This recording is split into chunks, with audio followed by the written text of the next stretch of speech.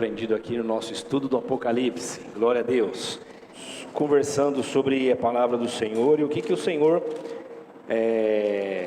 a palavra que Ele tem trazido aos nossos corações, né? Você tem sido abençoado com o estudo do Apocalipse? Tem te ajudado? Eu recebi algumas mensagens de alguns irmãos falando sobre, até ontem, né? Ontem nós estávamos no velório, já falando sobre isso, e o pastor Felipe estava falando como que foi bom para os irmãos que assistiram às lives, né, que foram feitas aqui, como foi bom no sentido de trazer segurança para os irmãos, para lidar com um momento como esse que todos nós estamos lidando, né? Ontem nós estivemos no culto fúnebre do nosso querido irmão, nosso amigão, o pastor Cláudio, Claudião, né? O Claudião, como nós o chamávamos.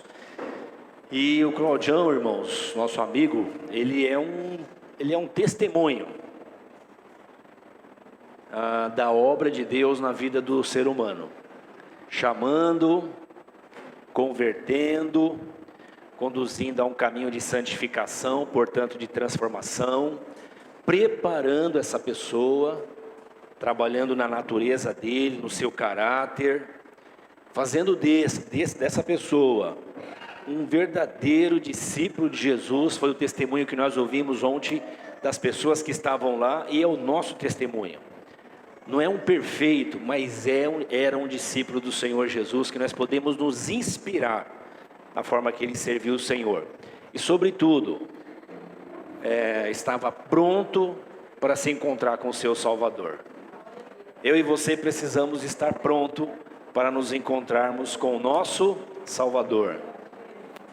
Um companheiro leal, amigo, dedicado à obra do Senhor, uma inspiração para aqueles que amam a Deus, querem servir o Senhor, mas lutam com as adversidades da vida. A nossa sociedade, irmãos, a nossa natureza e a nossa sociedade, ela é anticristã ou anti-evangelho. Eu vou aqui exagerar, vou dizer anticristo, no sentido de que ela é contra o reino de Deus. A nossa sociedade, portanto, a parte da nossa natureza, nós que nascemos de novo, nós temos muita resistência à palavra de Deus e ao reino de Deus. E isso produz dificuldades para aqueles que querem servir sinceramente ao Senhor. A palavra do Senhor nos ensina assim, olha: todo aquele que quiser viver piedosamente padecerá perseguição. Então essa é a jornada do discípulo de Jesus. E o nosso irmão Cláudio foi um exemplo, um testemunho para nós, de companheiro, de parceiro na missão. E glória a Deus, porque ele também teve sabedoria e entendimento para preparar outros que agora estivessem dando continuidade ao serviço no reino que ele está fazendo lá. Que isso nos inspire, seja uma lição para mim, para você, para todos nós, do que Deus está fazendo, do que Ele faz e do que nós temos que fazer. Deus seja louvado pela vida do nosso querido irmão Cláudio. Eu quero convidar você a orar por ele não, pela família dele, né? Pela família do nosso irmão, para que o Senhor traga sobre eles paz, conforto, porque nós, irmãos, nós sabemos onde as pessoas que nós amamos estão. Aqueles que nós amamos estão em Cristo, isso nos conforta, mas isso não nos tira a tristeza da ausência, da separação, né? Da falta. Eu estava conversando com a irmã Elisete, e ela falando sobre isso, né? Para quem já perdeu pessoas amadas, sabe o que é isso, né? Como é que é voltar para casa e ter na rotina um buraco que não pode ser substituído, né? E aí se reorganizar para que novas rotinas comecem a trazer alegrias, e ela está atenta com essas coisas, né? Então vamos orar por eles, porque nós sofremos sim a perda e a ausência dos nossos irmãos. Você pode orar comigo? Vamos orar? Eu convido também os irmãos que estão em casa a orar comigo, pelo nosso querido irmão, pela família do nosso querido irmão Cláudio. É tão recente que parece que a gente não consegue ainda falar diferente, né? mas vamos orar pela família do nosso querido irmão Cláudio. Senhor, nós te louvamos agradecidos pelo teu amor em nós, pela sua presença naquela cerimônia de ontem, onde nós nos reunimos com a família do nosso irmão Cláudio, teu servo, a quem o Senhor chamou para estar consigo. Obrigado, Senhor, pela tua presença lá naquele momento. Obrigado por nos alegrar, nos lembrando a sua palavra, nos trazendo à memória a tua obra na vida do nosso irmão. Nós oramos agora, Senhor, em nome de Jesus, pedindo que o Senhor traga conforto, consolo e paz e segurança à família do nosso irmão Cláudio, a pastora Elisete, seus filhos, seus netos, suas noras. Visite aquela família, Senhor, também as irmãs dele, o irmão dele. Visite-os com a sua paz, visite-os com a sua graça. Use, Senhor, os teus filhos, o teu povo, para que estão ao redor dele, para que estejam próximo deles, ajudando-os, conversando, apoiando-se, fazendo presente. E nos ajude, Senhor, a também participar disso, colocando isso nas nossas rotinas, lembrando dos nossos irmãos em nossas orações e estando presente. Nós te louvamos, agradecidos por isso, e te exaltamos pelo teu cuidado por eles, em nome de Jesus. Amém.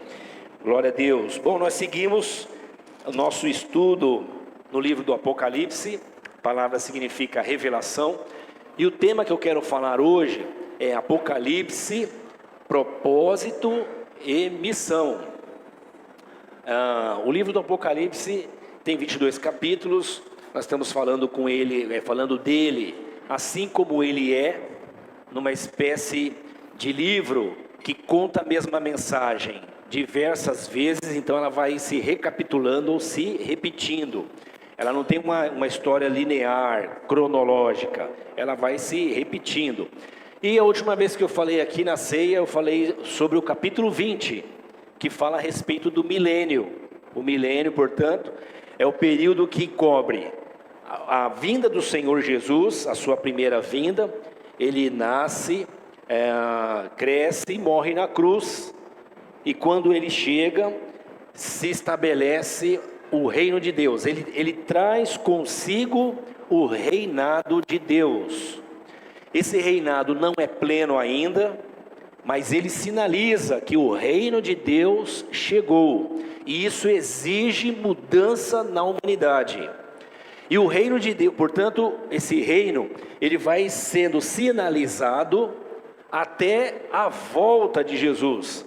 Portanto, quando Jesus voltar para buscar a sua igreja, encerra o período que nós chamamos de milênio, que é um período longo, onde o reino de Deus está entrando nas pessoas. Essas pessoas são chamadas de igreja de Cristo, e elas estão vivendo o reino, experimentando o reino, contudo, dentro das suas limitações. Por isso que o reino não é pleno. Enquanto o reino está dentro de nós, nós convivemos com o reino do maligno, que é o que produz a violência, a injustiça, a maldade, a desigualdade. Toda essa mensagem que o humanismo traz para nós, ele é baseado, na verdade, nos princípios das Escrituras Sagradas. Então, humanidade, fraternidade, solidariedade, amor ao próximo, o incômodo com a injustiça, se engajar para que se diminua a injustiça e as distâncias sociais, econômicas. Isso está dentro da mensagem do Evangelho. O Evangelho é que nos ensina essas coisas, mas ela vai acontecendo nos nossos dias, mas não é plena. E quando ela será plena? Quando acabar o milênio e Jesus voltar para buscar a sua igreja. Bom, nós falamos disso no capítulo 20, mas eu quero falar hoje sobre o propósito e missão, do Apocalipse. E aí eu volto para o capítulo 1, de novo, como naquele livro que a gente está recapitulando. Eu volto no capítulo 1 e gostaria que você abrisse aí, e eu pretendo ler e conversar com vocês do versículo 1 até o versículo 8, que é um prólogo, é uma introdução. O escritor do Apocalipse, João, ele recebe uma revelação, mas ele deixa registrado, e então ele usa um método de comunicação, e esse método é chamado de apocalíptico, é um tipo de literatura, onde ele usa linguagens, figura, imagens, mas ele organiza aquelas imagens que parece que são confusas, para que a gente entenda melhor o que ele está falando. E aqui nessa introdução, ele sinaliza, é como se fosse o trailer de um filme, ele já sinaliza o que ele vai falar nos 22 capítulos do livro do Apocalipse. Ok, irmãos? Então abra aí a sua Bíblia, os irmãos aqui, você que está em casa, e eu quero orar de novo com você, agora, para que o Senhor continue nos falando pela palavra.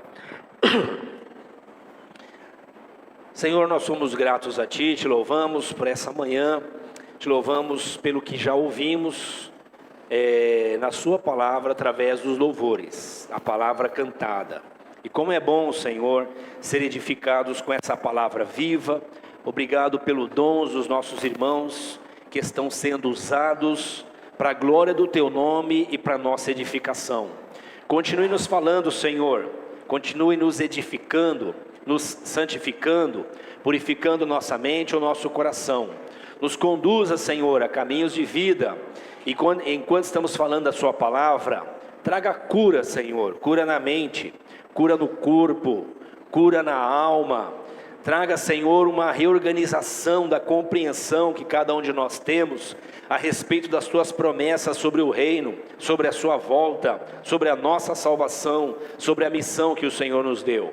Fale conosco por Sua bondade, nós pedimos isso para a Tua glória e em nome de Jesus. Amém.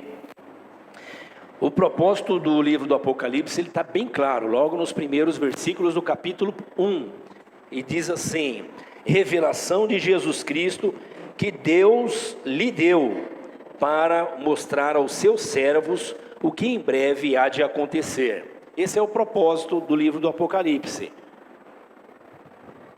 É uma revelação, é o Senhor alertando para as coisas que em breve hão de acontecer. Esse em breve aqui, ele vira piada, né, na boca de muitas pessoas hoje em dia, mas isso não é uma novidade dos dias de hoje. Isso já acontecia no século I, quando os apóstolos anunciavam que Jesus vinha. Os irmãos imaginem que a primeira comunidade de fé lá em Jerusalém, eles ouviram dos apóstolos e alguns deles viram o Senhor Jesus ascendendo, né, subindo, indo aos céus, e o Senhor falou assim para os apóstolos: olha, vocês, e para os discípulos, demais discípulos, vocês ficam em Jerusalém, até que vocês recebam um revestimento de poder, até que vocês sejam batizados com o Espírito Santo. Nós pregamos isso aqui alguns dias atrás, e vocês vão ter poder para ser testemunhas. Então ele dá algumas orientações, que nós vamos conversar sobre isso, e ele sobe, e os discípulos então ficam olhando para o céu. Aí os anjos dão aquela batida, né? Gente, acorda, vamos tocar, vamos continuar a missão. Aí ele fala assim: olha, o mesmo Senhor que vocês viram subir, não adianta ficar olhando para o céu. Por quê? Porque às vezes acontece isso, né, irmãos? O crente sabe que Jesus vem do céu, e ele passa a vida dele olhando só para o céu e esquece da terra. E ele vive numa espécie de espiritosfera, né? Esquecendo que a vida acontece aqui, no chão, no dia a dia, né? Então o anjo chama a atenção deles e diz: olha, o mesmo Senhor que subiu voltará. Está dada a mensagem. Ele veio, trouxe o reino e vai voltar. O próprio Senhor fala sobre isso. Então, nesse primeiro texto, ele diz assim: a revelação de Jesus Cristo, que Deus lhe deu para mostrar aos servos o que em breve há de acontecer. Esse em breve há de acontecer é aquilo que lá na segunda epístola de Pedro, olha aqui que o apóstolo Pedro, irmãos, escreve O apóstolo Pedro, portanto, é aquele que ouviu o Senhor Jesus falar. Quando eles recebem essa mensagem, eles então começam a anunciar, eles recebem o Espírito Santo. Os apóstolos já haviam ouvido a mensagem, mas não tinham recebido o Espírito Santo. Eles só tinham um Consolador, que era Jesus. Então Jesus estava com eles, mas não dentro deles. Jesus estava ao lado deles. Jesus fala, ó, eu vou para o meu Pai, e meu Pai vai enviar outro Consolador, que agora vai estar dentro de vocês. Quando isso aconteceu? Quando eles receberam o Espírito Santo. Então eles foram batizados com o Espírito Santo, eles nasceram de novo, e agora eles têm autoridade para fazer a missão. Eles estão tão certos, apaixonados, vibrantes com a missão, fraternos, solidários, certos do que o Senhor voltaria, que eles começaram então a anunciar e até se desfazer das coisas que eles tinham, porque eles tinham certeza que Jesus viria naqueles dias. Bom, passado alguns anos, Jesus não veio, e aí alguns começam a desdenhar da mensagem de Pedro, e de João e dos apóstolos. Então no capítulo 3 da epístola de Pedro, a segunda epístola, ele diz assim, no capítulo 3, a partir do verso 1, ele diz, amados, esta é agora a segunda carta que escrevo a vocês. Em ambas, quero despertar com essas lembranças a sua mente sincera, para que vocês se recordem. Recordem do quê? Das palavras proferidas no passado pelos santos profetas, e do mandamento de nosso Senhor e Salvador, que os apóstolos ensinaram a vocês. Olha que interessante, aqui ele fundamenta um conselho que ele mesmo ensina à igreja, e eu gostaria muito que você prestasse atenção nisso. Há um movimento na nossa sociedade hoje, que está descartando a revelação das Escrituras, dizendo que as Escrituras não é inspiradas, como eu acho que é, eu não sei como você acha que é, mas que ela não é inspirada, que as Escrituras não é a palavra de Deus, ela só contém a palavra de Deus, portanto alguns recortes da palavra de Deus. Que há pessoas hoje que têm a mesma autoridade dos apóstolos. Por exemplo, eu e você podemos estudar teologia. Para isso nós usamos as ferramentas da ciência, das outras ciências ou dos outros saberes. E aí quando a gente usa essas outras ferramentas das outras ciências e dos outros saberes, eles começam a ficar mais importantes do que a palavra de Deus. Se você quer saber alguma coisa sobre medicina, você vai estudar medicina. Se você quiser saber alguma coisa sobre a sociedade, você vai estudar sociologia ou antropologia sobre o homem. Mas se você quiser saber sobre Deus e salvação, você vai estudar as Escrituras. Porém, há um grupo de pessoas dizendo assim, não, as Escrituras é uma mensagem dada por Deus aos homens, mais ou menos como a mensagem que um pai dá para o filho, dizendo assim, cuidado com o bicho papão. Tem bicho papão? Vocês acreditam em bicho papão, irmãos? Não, não tem bicho papão, é um jeito de falar para o filho, né? E é um jeito muito horrível de ensinar, mas foi muito usado. Cuidado com o bicho papão, ou cuidado com alguma coisa, para criar um limite na cabeça da criança, né? Mas de verdade não existe bicho papão. Então muito do que está escrito nas Escrituras, esses novos teólogos estão dizendo, não é assim como está escrito. O Moisés não é esse Moisés que abriu o mar porque não tinha mar para abrir. Não teve morte de ninguém porque a água era rasa. O Jesus de Nazaré é uma expressão de Deus, mas o Jesus histórico é só uma referência. E aí vai esvaziando as Escrituras. E os crentes que em geral já não gostam tanto de ler a Bíblia, começam a buscar apenas outras fontes. E hoje, por exemplo, a gente ouve pessoas falando sobre Deus e sobre Jesus e sobre salvação, E essas mesmas pessoas usam toda a linguagem da ciência, da psicologia, da sociologia, da antropologia, mas usam pouco as escrituras. E a revelação, irmãos, ela é segundo os profetas e os apóstolos. Se eu um dia chegar aqui e começar a pregar para vocês uma coisa que não está nas escrituras, que não é segundo os apóstolos e os profetas, é obrigação de vocês dizerem: pastor, o senhor está caducando, senta aí e vamos pôr um crente para pregar aí. Vocês estão entendendo, irmãos? Porque na internet você encontra os chamados influencers. E hoje tem pastores, influencers, escritores, tem influencer para tudo que é lado, né? Mas também tem os chamados ungidos. Ungidos são aqueles que se auto-intitulam apóstolos, ou que têm novas revelações de Deus, e que ensinam tanto o que as escrituras não ensinam, como ensinam o que a ciência ensina, como se fosse palavra de Deus. E aí os discípulos de Jesus, a igreja vai se afastando das escrituras, e com o passar do tempo começa a viver o mesmo problema que os contemporâneos de Pedro estavam vivendo: deixam de esperar Jesus.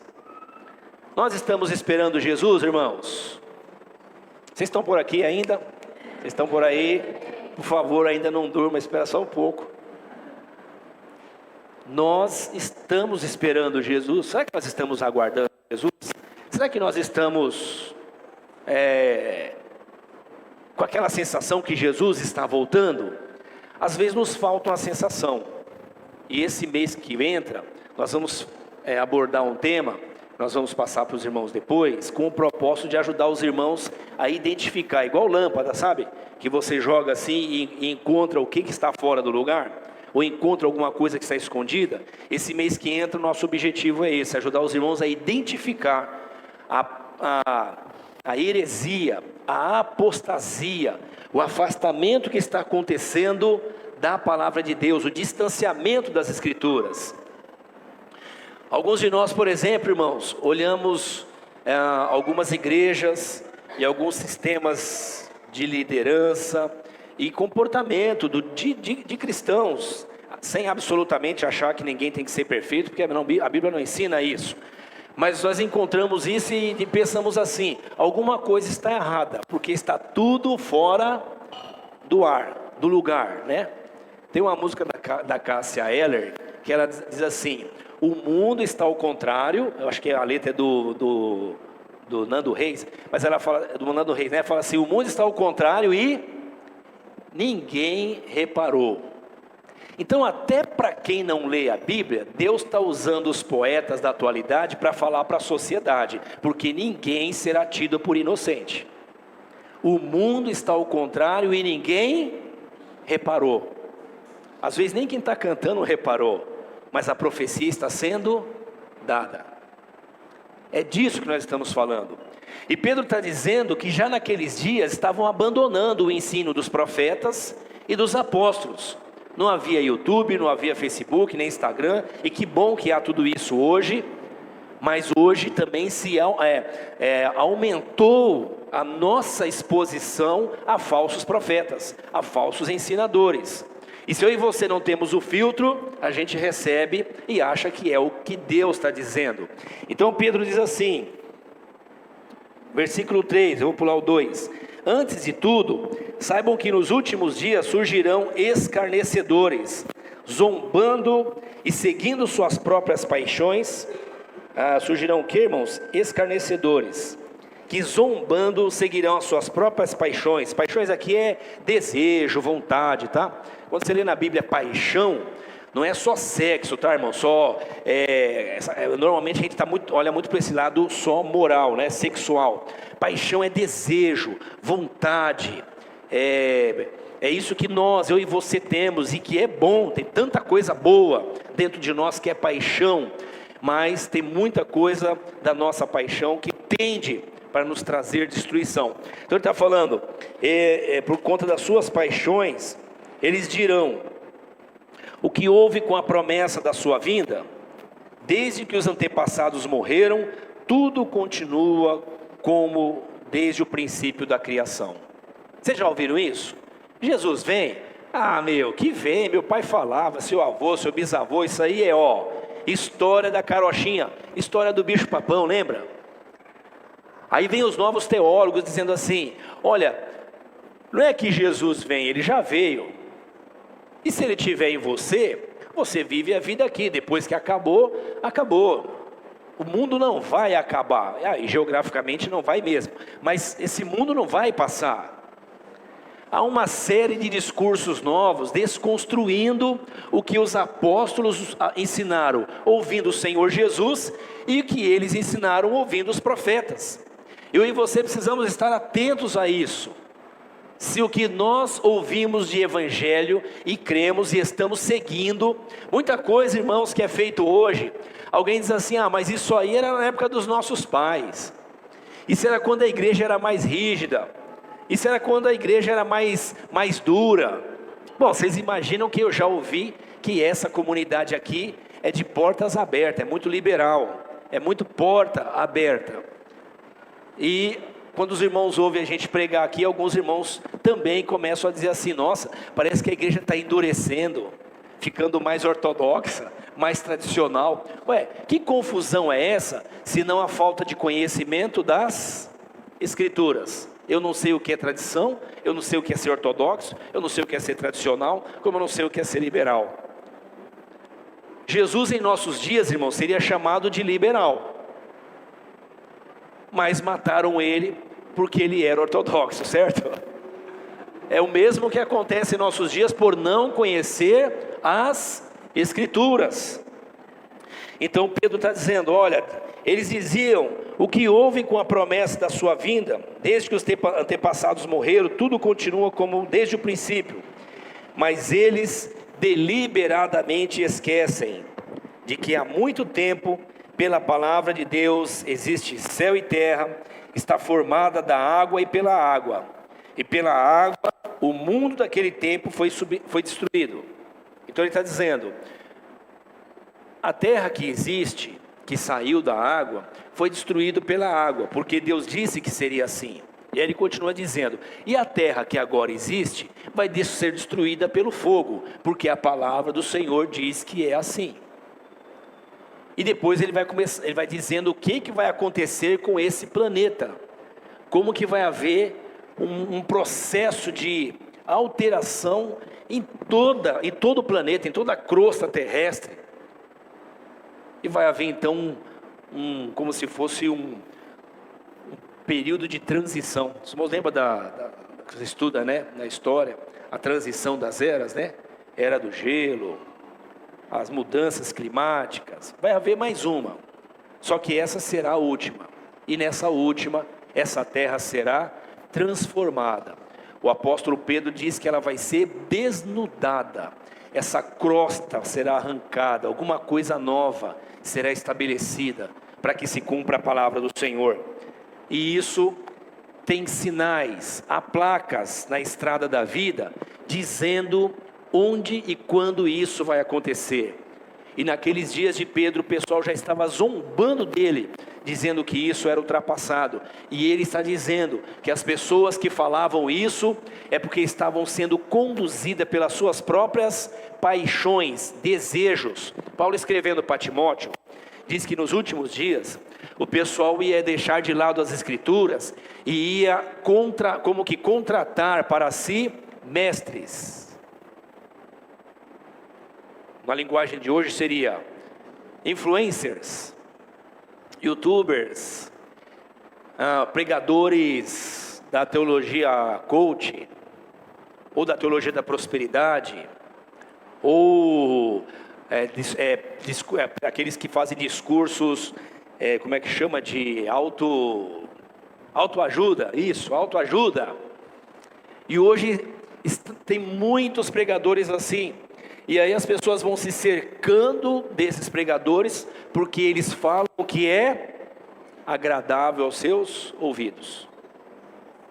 Tem coisa mais chata, irmãos, do que um pai e uma mãe chamando a sua atenção? Quando você é criança não tem jeito, mas quando você vai crescendo que ele continua chamando a atenção, é chato, né? Mas eles chamam por quê? para o nosso bem. Eu lembro da minha mãe chamando a minha atenção desde sempre e até ela partir, em alguma medida me chamando a atenção.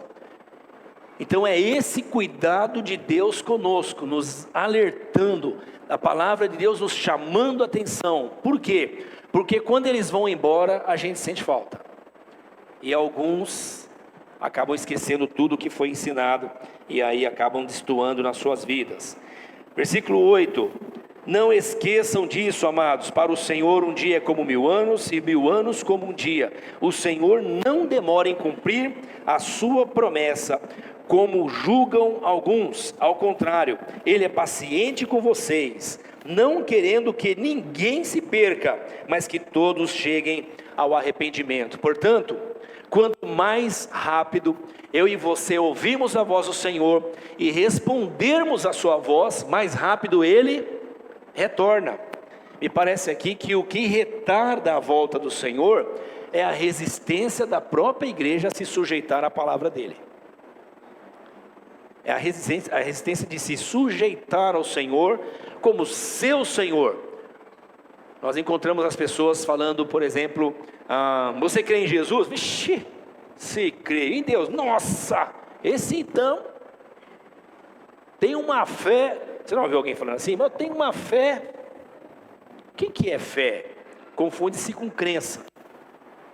Fé é uma espécie de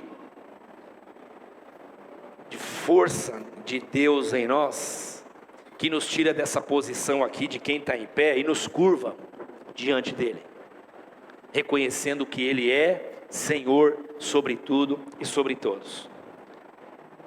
Fé é aquilo que entra em mim e em você, nos surpreende, nos mostrando coisas que nós não percebíamos e vai nos ajudando a abrir mão do nosso senhorio para nos sujeitarmos ao senhorio de Cristo. Fé é aquilo que nos desconstrói e reconstrói a imagem de Cristo Jesus dentro de nós. Então, quando a palavra do Senhor alcança a mim e a você, nós somos transformados.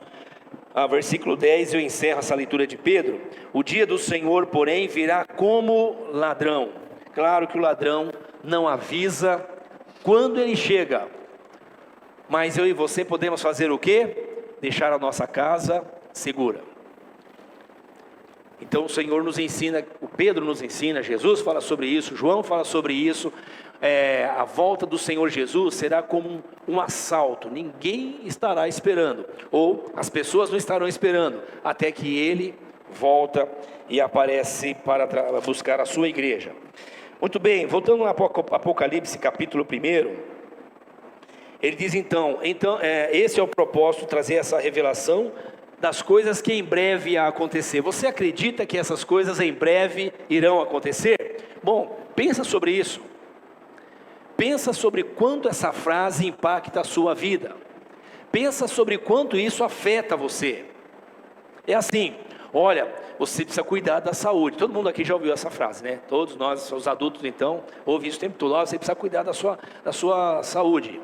Eu sei. Bom, a gente só começa a reagir de verdade quando acredita que está em risco. Não é assim? Acho que a maioria de nós somos assim, certo, irmãos?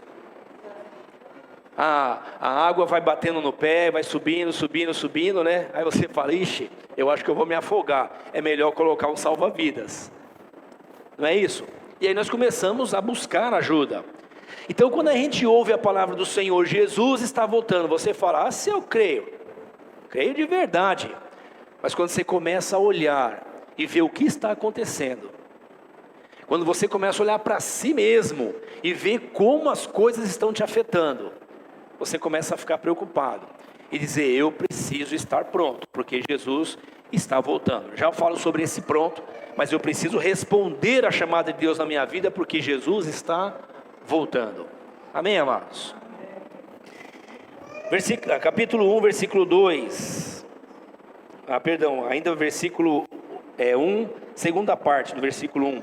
Ele enviou o seu anjo para torná-lo conhecido ao seu servo João, que dá testemunho de tudo o que viu, isto é, a palavra de Deus e o testemunho de Jesus Cristo. Felizes aqueles que lêem essas palavras, as palavras dessa profecia. Felizes aqueles que ouvem e guardam o que nela está escrito, porque o tempo está próximo. Felizes os que lê, felizes os que ouvem, felizes os que guardam. Feliz quem lê. Sabe o que é isso? É o meu exercício de discipulado, de minha disciplina de devocional. Nós temos o Espírito Santo, irmãos, mas ele só vai fazer lembrar o que você guardou ouvindo ou lendo. O Senhor Jesus diz que o Espírito vos faria lembrar. Nós que nascemos de novo e temos o Espírito Santo, nosso desejo é que Deus nos guiasse igual carrinho de controle remoto. É mais ou menos assim? Ah, Senhor, me dirige, para eu não quero errar. Não é mais ou menos assim ou não, irmãos? Ah, eu quero ir e dar tudo certo. Senhor, vai me dando direção. A gente quer então que Ele seja uma espécie de controle remoto em nós. Mas isso acaba em 1 minuto, quando a gente quer tomar uma decisão que é mais gostosa do que a gente quer fazer. Aí você fala, dá licença, eu tenho livre-arbítrio. Que é uma frase que se usa muito. Então a gente fica dividido entre querer que Deus nos controle, para não errar, e querer fazer o que a gente quer, quando o que a gente quer é diferente do que Ele diz que a gente tem que fazer. Certo ou não, irmãos? Você tem o Espírito Santo. Deixa eu te dizer isso, olha, você tem o Espírito Santo se você nasceu de novo. Mas se você não estudar as Escrituras, você vai fazer errado. Você vai bater a cabeça. Você vai bater na parede. E pode ser que depois, para juntar os cacos, dê muito, mas muito trabalho. E isso é nas relações afetivas, nos relacionamentos interpessoais, nas questões financeiras, nas questões do trabalho, da vida. Nós precisamos da palavra de Deus. Feliz é quem lê essa palavra. Feliz é quem ouve. Ouve tem a ver com alguém que está anunciando. Só se ouve quando alguém anuncia. E eu e você, vamos então agora já entrando no segundo objetivo do tema de hoje. Então o propósito do Apocalipse é anunciar que Jesus vem, preparar a igreja, e segundo, levar a igreja a cumprir a missão. Eu e você temos uma missão. Alguém só ouve o evangelho, ouve a pregação, se eu falar. Então, feliz quem ouve. Eu e você estamos aqui porque alguém nos falou. Traga a felicidade de alguém falando para essa pessoa a respeito de Jesus e que Ele está voltando. Ontem eu estava com o pastor Domingos, ele esteve aqui inclusive à noite, né? Pastor Domingos, um pastor, senhor de cabelo bem branquinho, ele estava aqui ontem à noite. Eu não vim porque não foi possível, mas eu sabia que ele estava aqui. E ele estava me dizendo, eu pastorei ele também um tempo, e eu lembro dele falando para mim que meu irmão que evangelizou ele, e ele era muito bravo, né? Ele falou que detestava, odiava crente, aí chutava igual macumba. E aí o pastor Cláudio, que o Senhor recolheu, chamou ele para pescar. Ele gosta de pescar, foi na pescaria. Na pescaria o pastor Cláudio tinha interesse de evangelizar ele, e não de pescar só peixe, né? Queria pescar ele. E ele falou que ele ficou muito bravo, chega e espumava, porque ele estava dentro do barco, não podia sair do barco, e tinha que ficar ouvindo aquele cara, aquele sorriso largo, falando de Jesus, como se fosse assim com Jesus, falando de céu, como se fosse mesmo para o céu, falando de santidade, como se ele fosse mais santo do que o Domingos, que estava ali no barco, xingando a mãe do Cláudio, a família do Cláudio, até a 3ª e 4ª geração. Sabe o que o irmão Cláudio estava fazendo naquele dia? Anunciando o evangelho para que o Domingos ouvisse. Sabe o que aconteceu? Domingos não sabia, mas já era igreja de Deus. E ouviu a palavra. Chegou em casa espumando, Bravo mesmo, ele falou que chegou em casa bravo, reclamando com a mulher dele. Bom, o resumo da história é que hoje ele é um servo do Senhor, porque alguém anunciou o evangelho para ele. E com certeza o Claudião não foi um cara chato, porque tem crente que é chato, mas o Claudião não foi um cara chato. Ele estava certamente cheio do Espírito Santo. E o irmão Domingos então recebeu o evangelho e nasceu de novo. Feliz é quem ouve. Seu filho vai ouvir muita coisa nessa vida. É bom que ele ouça sobre o evangelho da sua boca. É bom que ele veja Jesus no seu comportamento. Esse dia eu estava em casa na hora da refeição, e aí com fome, já peguei os talheres, fui comer. O Benjamin fez assim, ó, tipo assim, assim.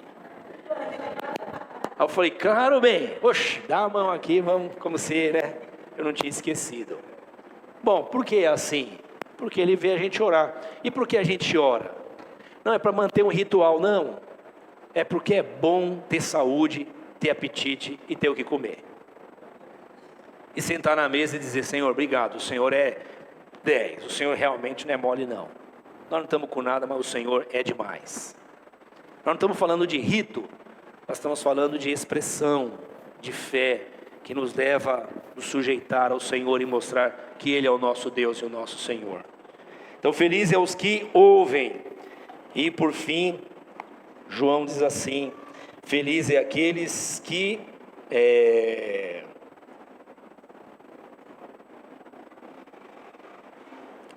guardam o que está escrito, o que nela está escrito, nessa profecia. Por quê? Porque o tempo está próximo. Guarda o que você tem. Essa foi uma das palavras do Senhor de exortação à igreja. Guarda o que você tem. E alguém diz, ixi, eu estou quebrado, o que eu tenho? Guarda o que você tem, para que ninguém tome aquilo que o Senhor lhe deu. O que eu e você temos, irmãos, é aquilo que está em nós, é aquilo que faz de nós o que nós somos, não o que nós temos no sentido material. Porque hoje nós podemos ter muita coisa e amanhã não temos nada e depois temos de novo, e essa é a caminhada da vida. Mas o que nós somos tem a ver com o que nós recebemos do Senhor. Guarda o que você recebeu, guarda o que você tem. Feliz é aquele que guarda as palavras desse livro. Leia o Apocalipse, leia as Escrituras. Se você puder, ouça as lives que nós fizemos. É claro que não tem tudo lá, tem pregadores muito bons para você acompanhar, e isso vai te fortalecer, amém, amados?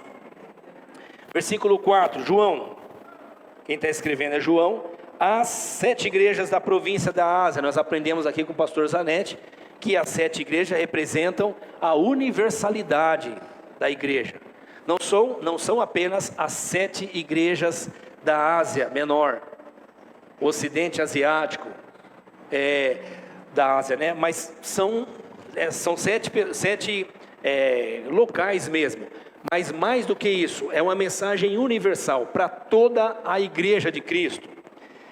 A vocês graça e paz da parte daquele que era daquele que é, que era e que há de vir, dos 7 Espíritos que estão diante do seu trono, e de Jesus Cristo, que é a testemunha fiel, o primogênito dentre os mortos e o soberano dos reis da terra.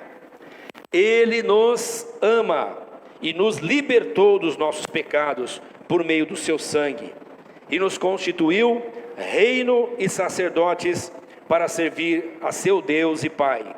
A Ele seja a glória e o poder para todos sempre. Amém.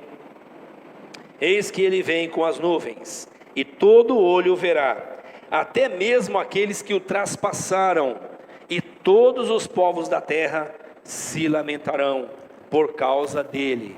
Será assim. Amém. Eu sou o Alfa e o Ômega, diz o Senhor Deus, o que é, o que era, o que há de vir, o Todo-Poderoso. Glória ao Senhor por isso. A vocês, graça e paz da parte daquele que é, que era e que há de vir. Imagine que João escreveu um texto, e nesse texto fala do fim de todas as coisas, e de guerra, e de transformação na crosta terrestre, e de vulcões explodindo, e de bolas de granizo caindo do céu, expelida por esses vulcões, e a terra se abrindo, e de tsunamis acontecendo, e vendavais, e maremotos, e terremotos, tudo isso acontecendo ao mesmo tempo.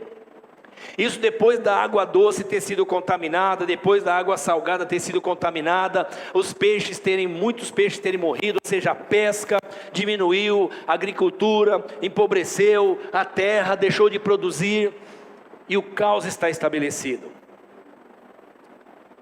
Se não fosse só isso, o dano da natureza ao dano na humanidade, é pai matando filho, é filho matando pai, é irmão como Caim e Abel matando o irmão. Há uma aceleração, há uma intensificação na maldade dos homens. É como se algum freio que os homens tinham vai sendo tirado. E acreditem, embora a religião humana não salva, ela ainda tem princípios que podem ajudar o homem em alguma medida, mas esses conceitos vão sendo desconstruídos, e o homem então, como se estivesse descendo uma ladeira, agora não tem freio nenhum, e ele se entrega mesmo, e com força, a todo tipo de imoralidade, e de tudo que é antiético. Esse é o panorama, esse é o desenho do fim. Se eu lesse esse livro sem ler essa introdução, eu poderia ficar preocupado. Mas João está dizendo assim: a vocês quem?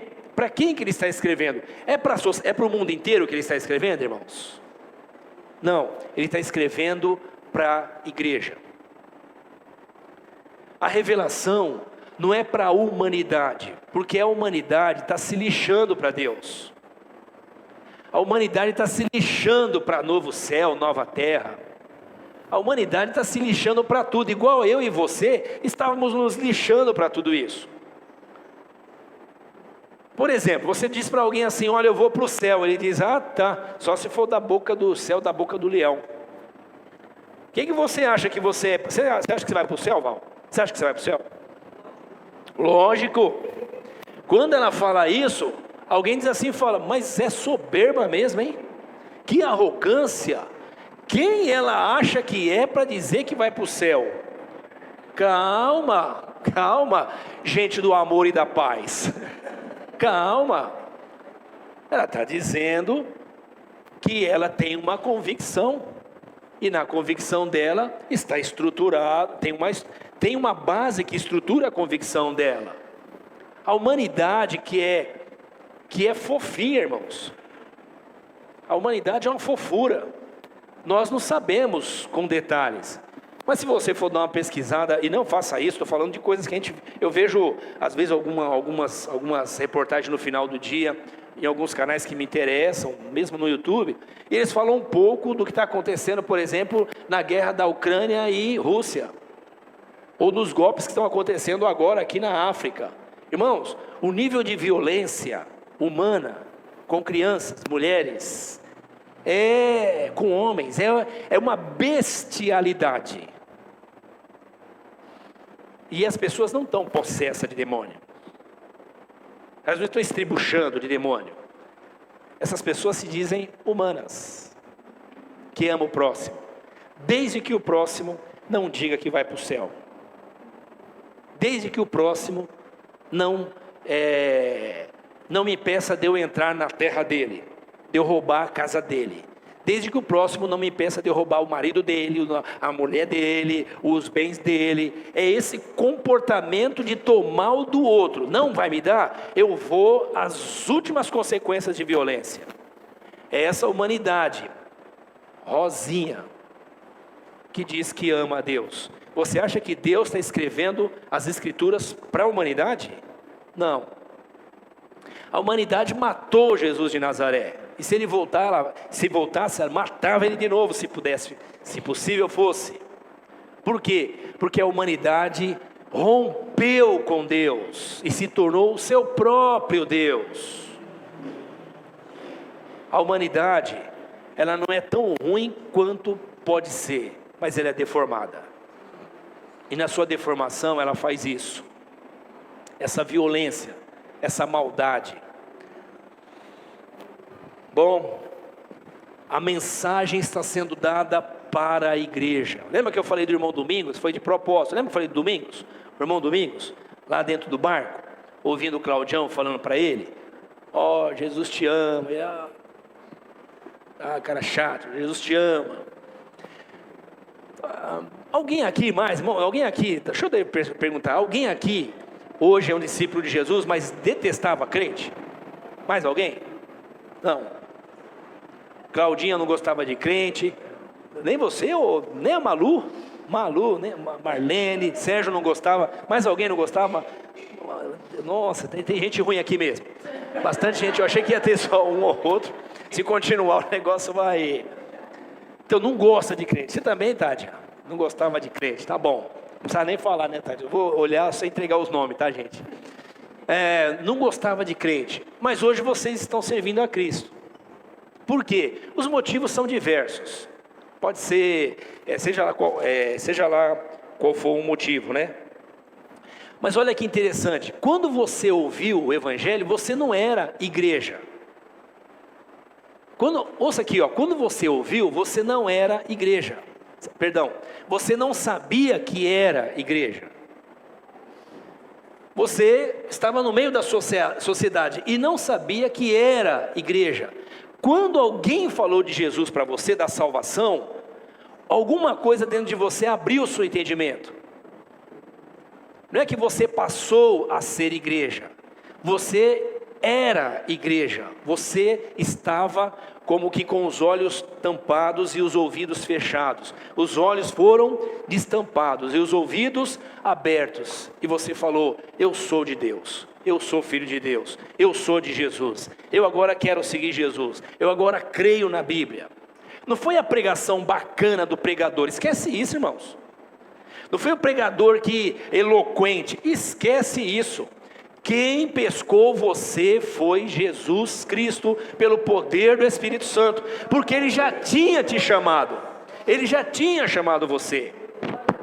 Olha o que está escrito em Romanos, capítulo 8, eu não vou falar até o versículo 8, que não vai dar tempo, tá, irmãos? Então, deixa eu ler aqui Romanos para vocês, o capítulo 8 de Romanos. Então alguém diz assim: ah, pastor, então para que eu vou criar o meu filho no temor do Senhor, já que o Senhor chama quem Ele quer? Porque Ele me chamou para também, a partir de mim ou em mim, alcançar outros, inclusive a minha família. O meu campo missionário número 0 é a minha casa. Se eu não faço missão dentro da minha casa, eu vou querer ir para onde? Fazer missão onde? Amém, irmãos? Romanos capítulo 8, a partir do versículo 29. Vocês podem ler comigo aqui? Só para a gente se ouvir. Vamos lá. Pois aqueles que de antemão conheceu, também os predestinou. Quem conheceu quem? Aquele que nos conheceu de antemão. Em algum lugar, lá na eternidade, Ele me conheceu. Também os predestinou. O que é predestinar? É estabelecer um fim prévio, né? Um propósito prévio. Então, aqueles que de antemão conheceu, então Deus me conheceu. Olha aqui, irmãos, você decepciona todo mundo, inclusive você mesmo, não é verdade? Você não já se decepcionou com você? Agora você não decepciona a Deus, Ele sabe quem você é. E por que eu digo isso? Para você não ficar preocupado, como Deus está me vendo. Ele não se impressiona com você, Ele já sabe quem você é. Quem se impressiona com você sou eu, as pessoas que te amam. Deus já sabe quem você é. E se Ele te chamou sabendo quem você é. E claro, para você deixar de ser quem você é, para se tornar quem Ele nos chamou para sermos. Então, aquele, pois, que de antemão conheceu, também os predestinou. Vamos ler aqui, predestinou para quê? Para serem conformes...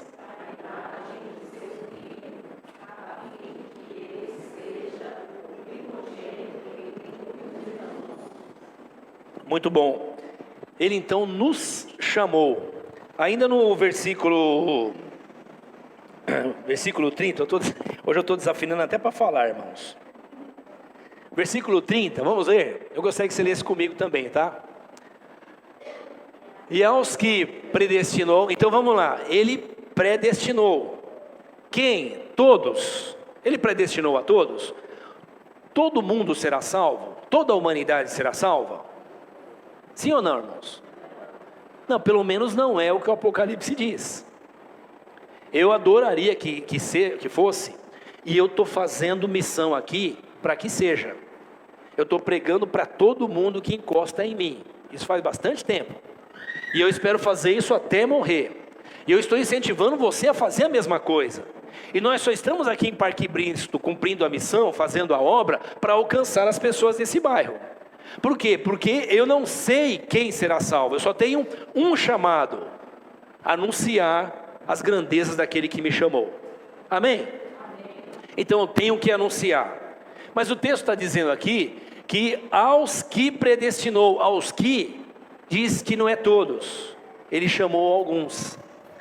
Aos que chamou, vamos continuar aqui, também chamou. Aos que chamou também, vamos lá, bem forte, aos que chamou também justificou. O que é isso, justificar?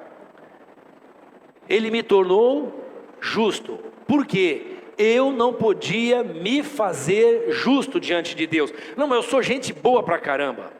Desde pequenininho eu dou cesta básica, desde pequenininho eu ajudo os necessitados, desde pequenininho eu não gosto do que é errado. Então, o profeta Isaías diz assim, que esse nosso sentimento de que a gente é gente boa, para Deus, é uma nojeira, é uma coisa imunda diante dele. Por quê? Porque é a justiça humana. A justiça humana é aquela que ajuda alguém quando tem dó. E quando esse alguém que ela teve dó agora, deixa ela irritada, ela vai e mata esse alguém. Tudo bem ou não? Essa é a justiça humana. É aquela que tem desejo de socorrer e socorre. Aí depois que ela descobre quem a socorreu, ela fala, não deveria ter dado. Soubesse que fosse para essa desgraça, eu não ajudava. Essa é a justiça humana.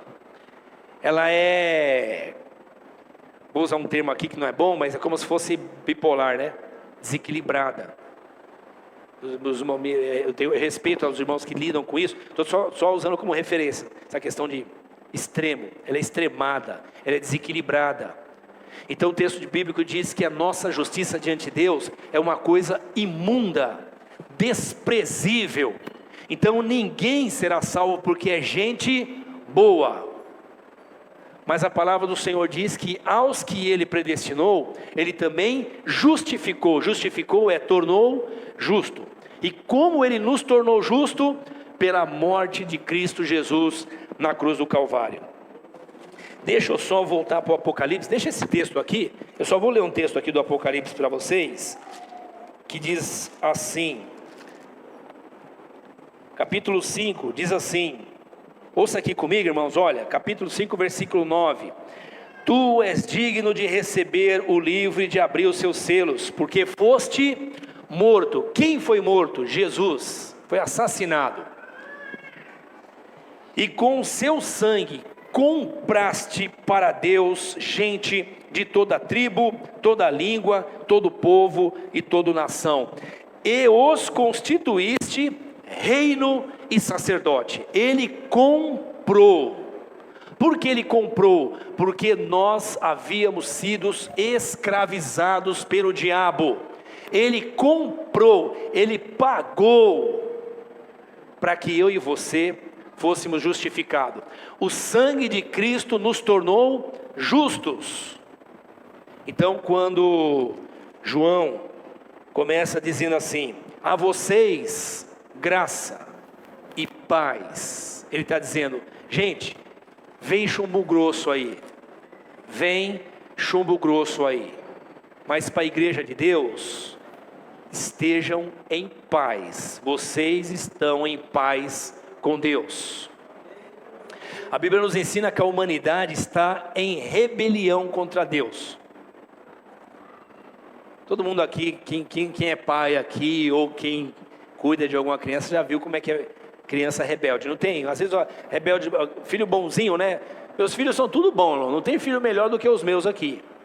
Mas quando você vê eles com atitude rebelde, você fala, olha, que bichinho é esse? De onde veio essa coisinha que eu não sei? De onde saiu esse Hulk aí que eu não... Não é isso? O duro é quando você depois se vê neles. Aí você fala, meu Deus, nós estamos perdidos mesmo. Mas não é assim, irmãos? Então, quando você vê, por exemplo, um filho... Perdão. Quando você vê, por exemplo, o filho rebelde, né? O homem, a natureza, a humanidade está em rebelião contra Deus. É assim, ela fica feliz se vem o sol quando está na praia e fala, oh glória a Deus, o sol mandou, Deus mandou o sol.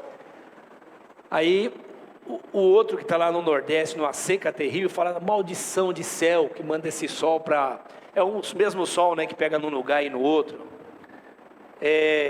A humanidade, irmão, está em rebelião contra Deus. Se as coisas saem do jeito que o homem quer, ele diz Deus é bom.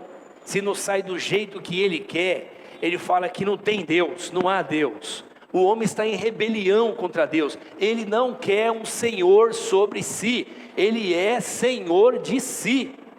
Se eu e você não gostamos dos nossos pais nos chamando a atenção, nós também não gostamos de Deus dizendo o que a gente tem que fazer. Nós estamos em rebelião contra Deus. Mas a palavra do Senhor nos diz que o Senhor chamou um povo, que é a igreja dele. Então, o irmão Domingos, quando ouviu a pregação, os ouvidos dele se abriram, os olhos dele se abriram. Por quê? Porque o Senhor havia chamado ele. Quem o Senhor chamou mais? Eu não sei. Eu sei que ele me chamou para eu compartilhar aquilo que eu recebi.